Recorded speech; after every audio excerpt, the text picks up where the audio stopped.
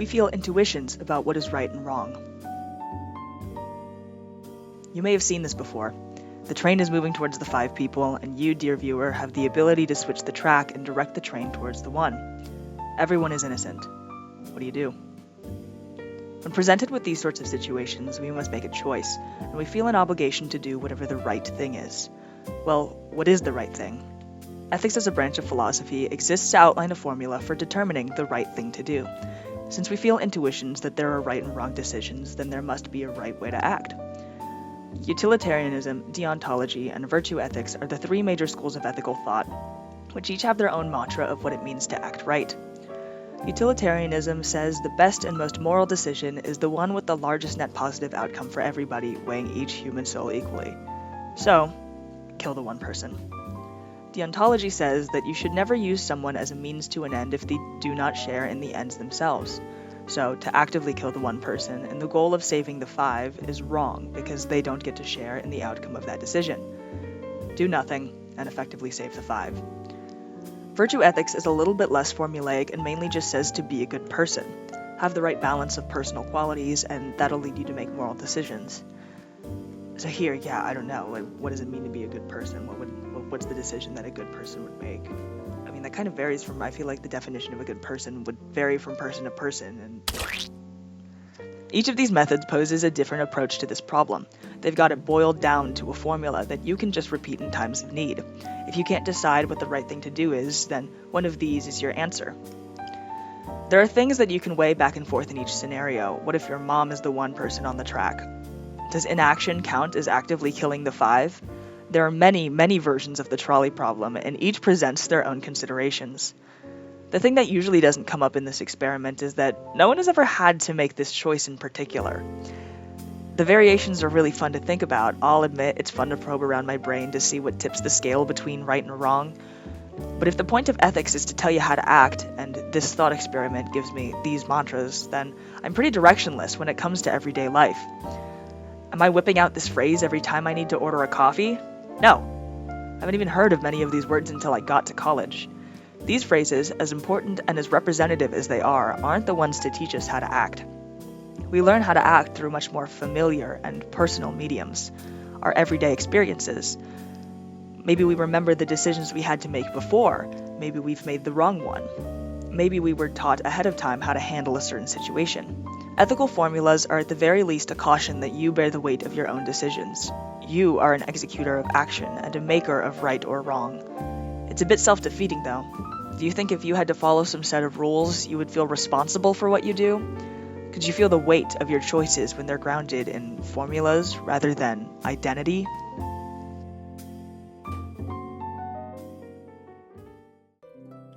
Ethics are taught through the stories we tell, and mythology is one such vehicle for story. Myths evolve as stories are passed down through generations, lessons tangled up with fantastical encounters with beasts and gods.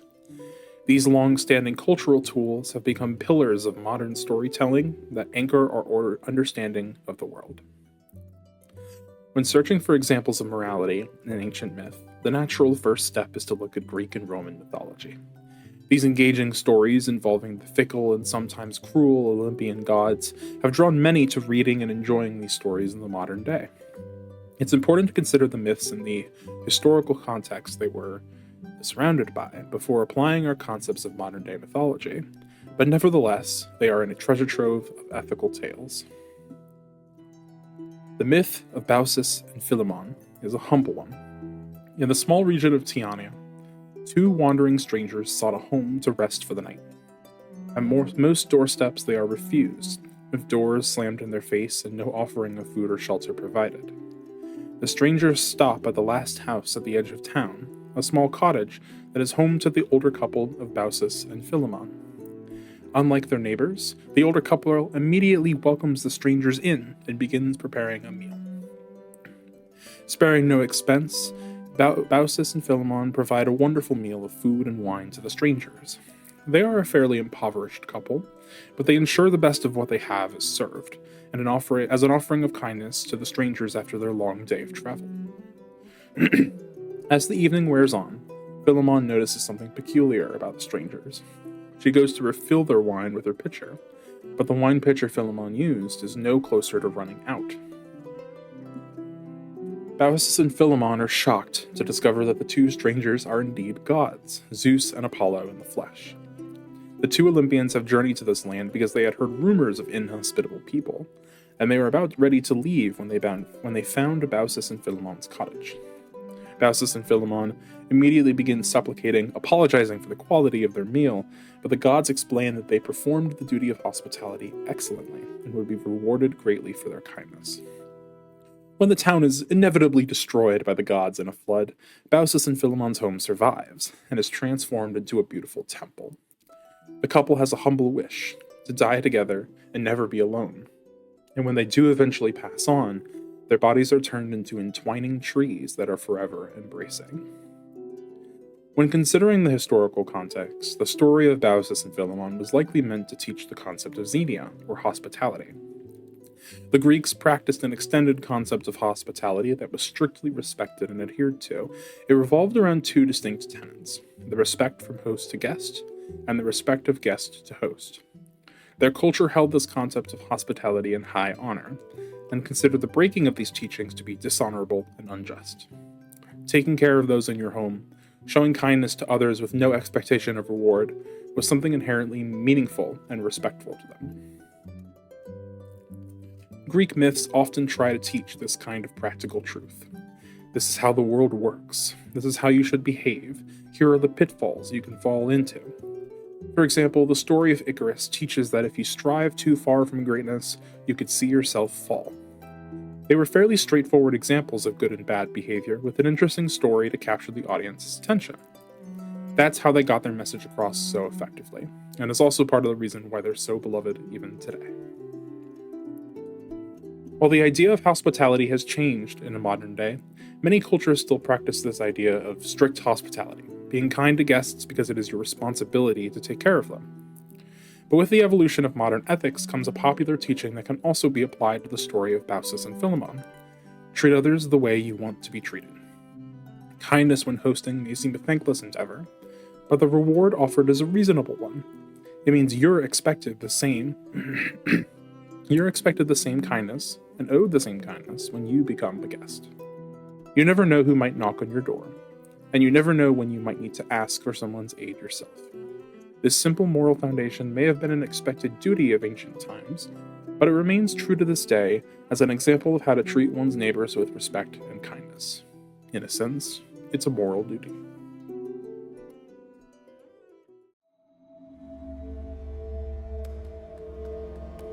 The Wendigo is a Native American mythical beast, originating from the frozen forest of the Great Lakes region. It lurks on long nights, a giant man-like figure that personifies the insatiable hunger of dead winter. Its heart is made of ice, and breath stinks of rotten flesh. Its mouth carries yellow, jagged teeth, and its lips are chewed off from its own destructive appetite. The Wendigo devours people. Louise Erdrich pictures the Wendigo as an older sibling turned cold creature confined to the forest. It preys upon its younger sibling, you, and whisks your warm body into the dark to become a meal. The bushes tremble as you both pass them and shed their leaves to become the image of devoured clean spines of fish. But the Wendigo is a monster characterized by cold, hard ice and greed. As the sun rises and your nurturing heart warms its flesh, its bristly armor melts away, and the sibling inside becomes human again. You return home together as family. Not every interpretation of this creature shows a man who can be healed. There may be no melting or healing, just consuming, isolating hunger. Stories of this beast are told to scare children straight when hunger and frost are on their tails. Winters of this region threaten its people with starvation, and cannibalism is a serious possibility their ancestors needed to guard against. The Wendigo is not just a scary monster, it's what happens to people who cannot control their greed. Succumb to the urge to eat another person, and you will be doomed to roam the forest forever, haunted by your disgusting appetite. Robin Wall Kimmerer reflects on the Wendigo in her book Braiding Sweetgrass. As a native biologist, she sees this myth as a tool to induce negative feedback loops in her culture. There's a possibility for the threat of hunger to cause the hoarding of resources. Fewer common resources in turn would cause greater hunger, which would be labeled a positive feedback loop. But this story of the Wendigo scares people into safer, more communal behavior. When hunger strikes, this myth makes people more acutely aware that selfishness can be dangerous. So instead of responding with greed, the community shares to protect itself, decreasing hunger, a negative feedback loop. The difference between living and starving here is a story. Stories wouldn't hold the weight they do if they took the form of nagging should and should nots. While its message is key to survival, it cannot be conveyed if it does not feel relevant and personal to the reader. This myth only lives through its many retellings, imbued with the humanity of its orators. Erdrick's poem is interesting because it struggles with the things we know every day: warmth and cold, connectedness and detachment, selfish desire and the greater good. The evolving details of this myth offer the listener a real place to struggle with moral opposites and construct their own worldview. A Wendigo that can be healed is a Wendigo that can re-examine their values.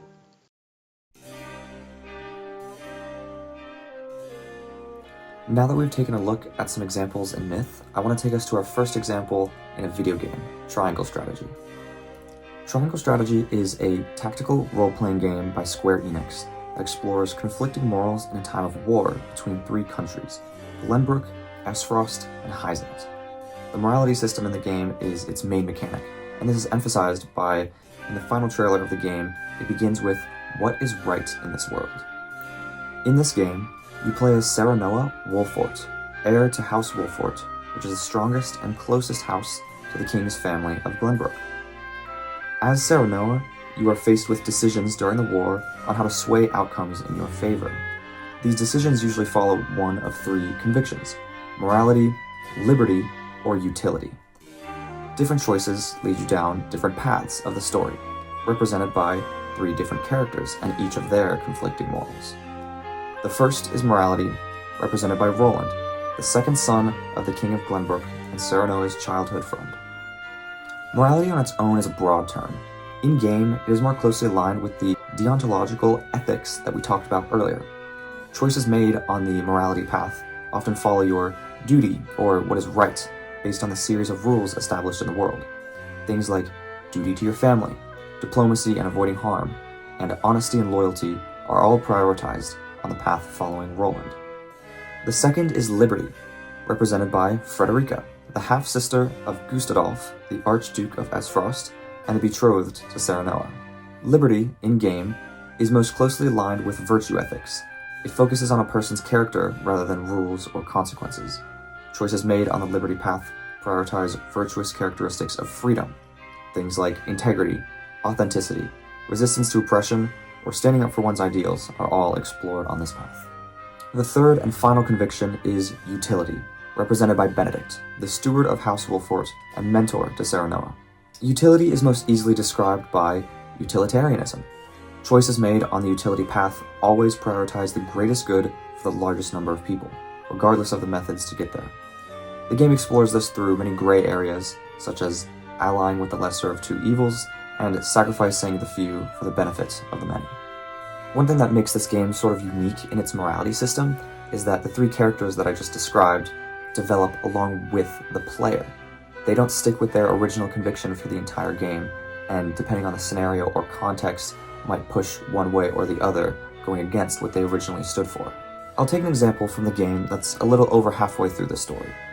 The situation is as follows. The city of Glenbrook has been taken over by the army of Aesfrost, while the player was busy helping protect some of House Wolfort's citizens. The city must be taken back, and luckily for Serenoa, he has three people willing to offer their opinions on how to do it. It is Frederica who offers the morality solution, to blow up the bridge into the city, trapping the enemy within, and negotiating with them while they don't have easy access to food or water. Roland, this time, offers the liberty solution, infiltrate the castle, launch a surprise attack, and destroy their warship to free the citizens as quickly as possible. And then Benedict offers the utility solution, to destroy the dam and wash away the troops in the Crown City to allow for an easy path back into the city to reclaim it. All of these choices have advantages and disadvantages, and the game treats all of them as strictly different, not any better or worse than another. Many real implications are considered by the characters as well. What if Aesfrost isn't willing to negotiate? They have citizens and the princess as hostages. What if the party is unable to sneak in? They would find themselves in enemy territory, outnumbered. How will the citizens react to your methods of taking back the city? What if the citizens don't accept you as ruler after you drowned a portion of their population? The game considers all of these, brought up by the many different NPCs that you can talk to. This example is just one of the many difficult decisions that players have to make while playing Triangle Strategy. Through its many branching paths, the player is forced to consider the outcomes of their choices and delve into the ethical theories that we've discussed. It's an immersive world that showcases the many ways situations of war can be handled, most of which cannot fit on the binary scale of good versus bad.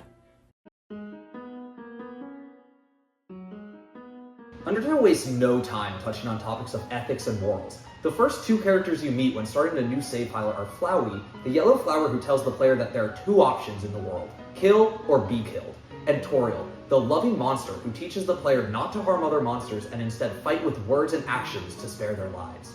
From this point forward, the player gets to decide whether or not to kill or spare every enemy and boss they encounter until the end of the game. If the player kills every monster they encounter, they achieve the genocide ending, and if they spare every monster, they achieve the pacifist ending. As the player approaches the end of the game, they encounter Sans, the skeleton who is mainly used as comic relief in the last corridor. Sans explains to the player that the EXP they've been collecting stands for execution points, and LV stands for love, or level of violence. Sans then asks the player if they have done the right thing, what they will do now moving forwards, and gives them time to reflect. What the player originally thought of as the standard experience points and level actually is a direct reflection of the amount of pain they have caused the monsters of the underground, and they must reflect on all the decisions they made in their journey. Did they kill Sansa's brother Papyrus and become the leader of the Royal Guard? Did they kill Undyne and rob her and Alphys of the chance to fall in love? Were they right in doing so?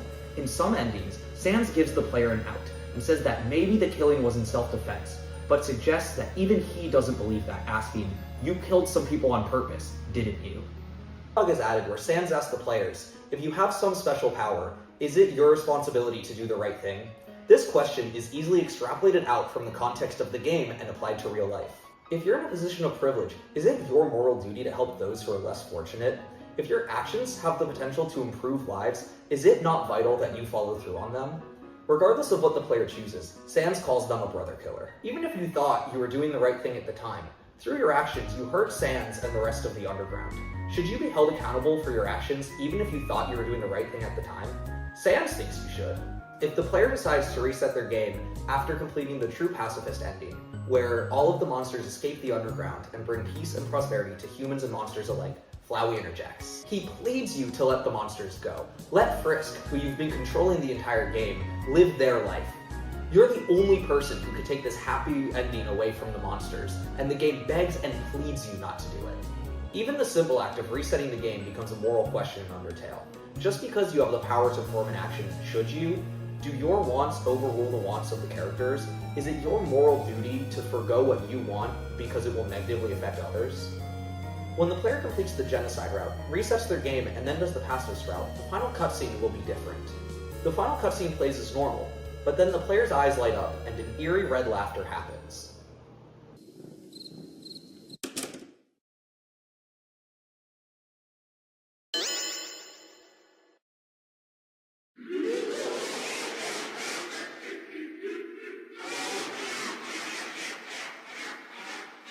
The screen fades and the picture of all the characters fades in, but this time every monster's face is scribbled out in red ink, reflecting the path you once took which ended in their death. Even in this new timeline, the actions of your past still haunts you. Once you're a murderer, you're always a murderer. Changing your actions for the better did not absolve you of the responsibility for the immoral acts you chose to commit in the past.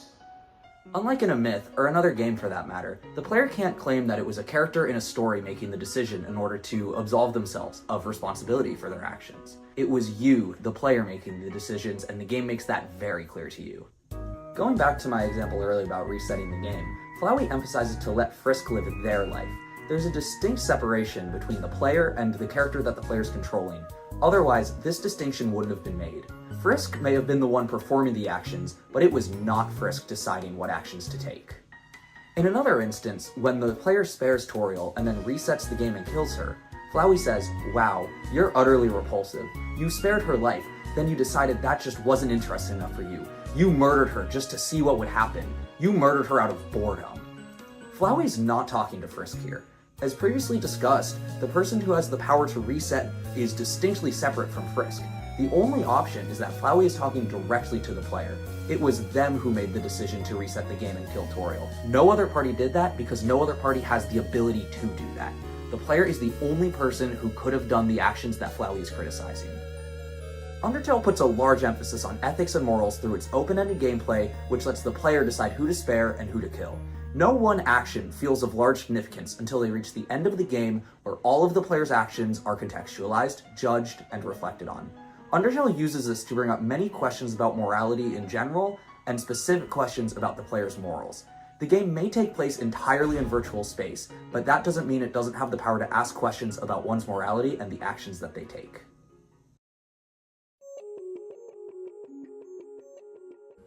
Now that we have our examples out of the way, I want to dive into the similarities between myths and video games and how they represent morals and ethics.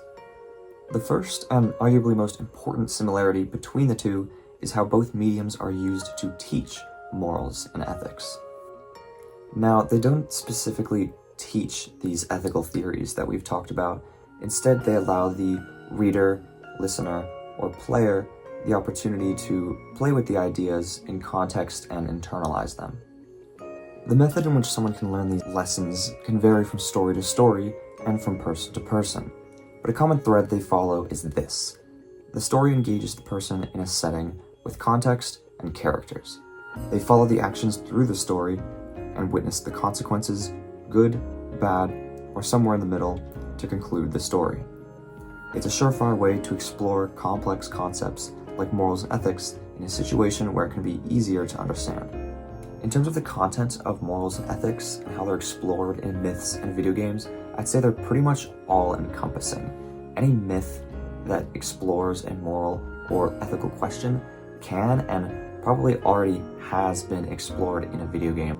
This is because both myths and video games draw from the same inspiration, the human experience. Content then created by the same inspiration will inevitably have a lot of overlap. While there are plenty similarities to the way that myths and video games tell their stories, there are also noticeable differences that allow video games to stand out from the traditional myth telling. Myths are a strong means of communicating moral ideas. There's a reason why the mode of storytelling has stayed so strong throughout most of human history. Their strength lies in their staying power and their pop factor. Myths are easily communicated, and often that was how they remained in the cultural sphere, passed down from generation to generation by being told as stories. They're carefully tailored to be memorable and interesting, as stories often are, and the most memorable ones have simple lessons that can be understood by just about anybody. And that staying power has real impact. Myths can even change and evolve as society's understanding of morality evolves, creating new myths that continue to entertain and educate. Myths anchor to our understanding of the world, explain the unexplainable, and lay the foundation for understanding morality and ethics. Video games have one primary strength that myths cannot match. They are interactable.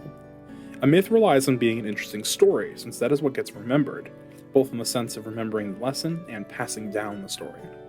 But video games can lean into that exciting nature of storytelling, while also allowing the player agency that truly cements an experience as a memorable one. Why hear about a story when you can shape it yourself? When gamers try to get a story across, they do so by showing you the meaningful consequences of your actions, which shapes the future experience a player has within the game. Winning or losing becomes something in your control, rather than something you just hear about. The developer of the game has this flexibility to plan for the aspect of immersion, and can use it effectively to create a story that truly moves others. That interaction is the key to understanding morality as it is taught through games.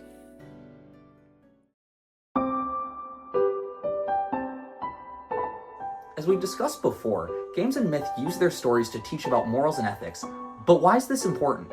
Why should we care that morals and ethics are taught? Well, to answer this, we need to talk about theories of moral development. There are many theories, but the two I want to focus on here are behaviorism and cognitive development. The behaviorism theory of moral development posits that morality is a set of learned habits, attitudes, and values dependent on the social environment and reinforcement contingencies. An individual's moral compass is going to depend on the actions they have observed family or community members doing. According to this theory, when I catch a spider and release it outside instead of killing it, I'm doing that because I observed my parents doing it when I was a kid. On the other hand, cognitive development says that people construct morality through active engagement in their social world. Moral thinking develops and becomes more complex as an individual ages and interacts with the world. A 6-year-old may see the world as black and white, good people and bad people, and the good people fight the bad people. But an adult, through broader contextualization of morals originating from their lived experience and actions and consequences they have observed, will recognize the gray areas of right and wrong. There's more than just good and evil. Both of these theories have different approaches to how an individual develops their moral compass, but in both cases, moral development requires engagement with the social world. Myths and games have the potential to emphasize concepts that would be difficult to engage with in daily life. The myths of the Wendigo, as well as Bocchus and Philemon, let you interact with the concepts of kindness, compassion, and empathy, while teaching that helping others and treating them with kindness is the right thing to do, and selfishness and greed hurts other people. Triangle Strategy teaches the player about the 3 major schools of ethical thought and lets them utilize the schools to think through complex decision-making. Finally, Undertale puts the outcome of every battle in the player's hands to bring up more difficult moral questions. Is it our responsibility to do the right thing if we have the power to do so? Do our actions define us even if we try to rectify our past transgressions? Interacting with these myths and games lets us learn about concepts from basic ethical rules to more advanced schools of ethical thought. Morality takes reinforcement from the social world, so someone who has already interacted with myths and games emphasizing morality, right and wrong, and other moral gray zones will be more likely to make the decision that they think is right in a real-world scenario. It won't be their first time encountering these difficult questions, so they'll already have an idea of what their moral compass will guide them to do. In all, video games and myths provide a space for weighing decisions. They construct real places for us to consider the things we really care about. We use stories to explore these ideas as the story offers alternatives to actions you can't undo. In real life, once the few are sacrificed, they will always be sacrificed. But in a story, the few that were sacrificed are only gone in the story. The means of interacting with morals through myths and games is different, as video games let you directly interact with moral dilemmas and let your moral compass play out in a scenario. But regardless, moral development can only occur in a social environment, which myths and games can provide.